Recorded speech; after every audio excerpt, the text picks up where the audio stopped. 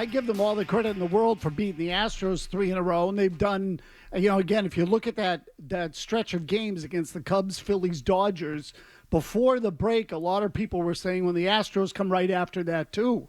So now you add it all up, in those 12 games, they went 7-5. They do that, and they play like they're playing overall.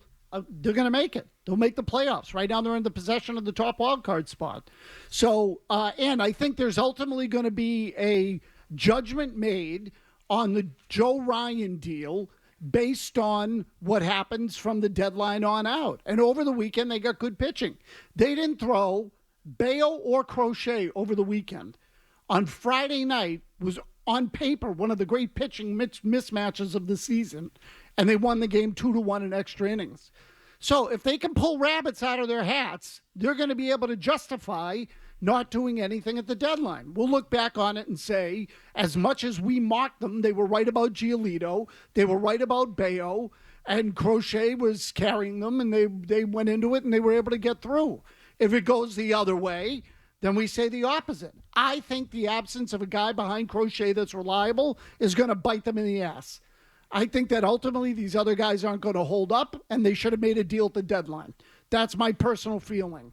But I will say that you put them in Fenway Park right now, they have a good thing going there, more than they've had in a long time, and we can certainly debate why. But 14-2 in their last 16 home games, pretty good. It does feel like they have a real advantage at home, and like Mazz hinted at, we'll get at that. But no, they're legit. It is still frustrating they didn't invest further than they did, because they are a good team. It does feel like they're going to be in the playoffs for the first time, and it feels like a million years. And even when so I only got to watch one of the games. They streamed the other two. It's a story for another time. You can go F yourselves with that.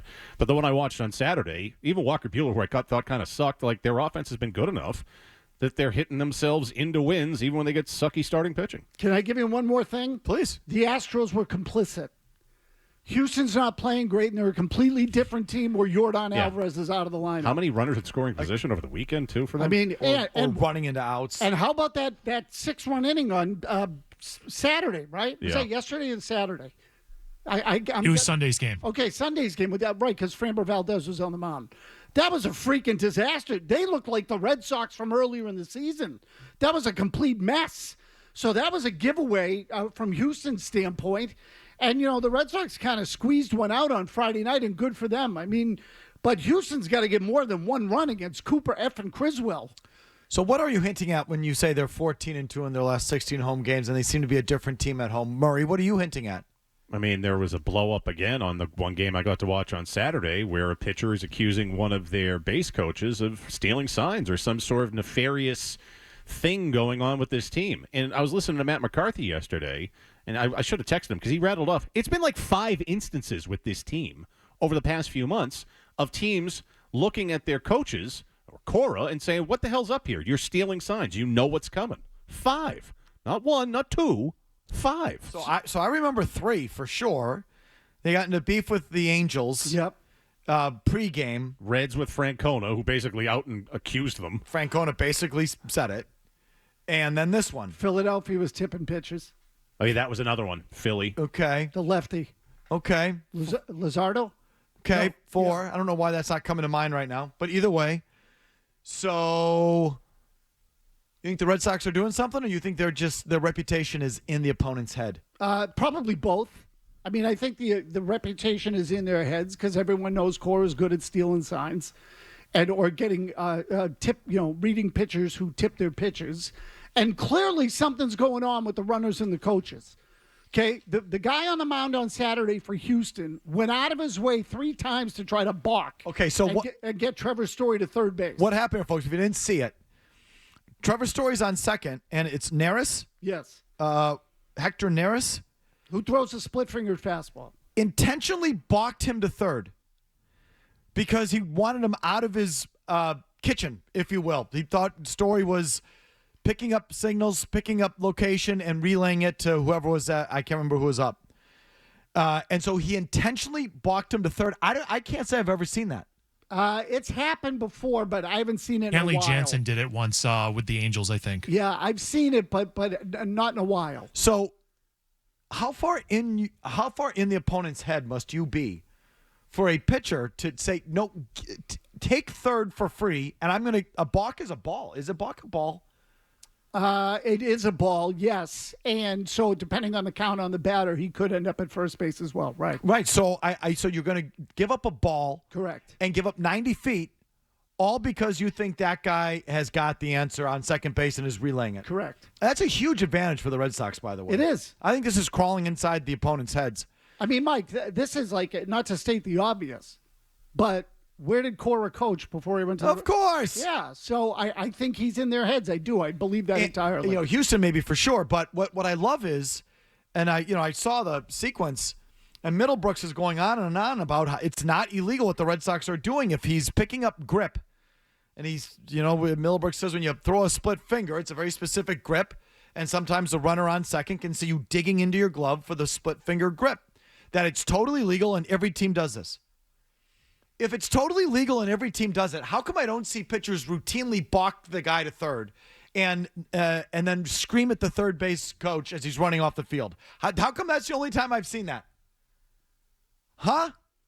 Well, the other thing is it really that routine or does all I'm saying is it's still frowned upon by some teams. All I'm saying is, don't you think there's a little bit more at work there if you're the Houston Astros? Or, it's just that that Story saw him digging into the glove for the split finger grip. If it's such a part of the game, why did the pitcher flip out? Well, so that's what I was just going to say. Then why is he getting pissed?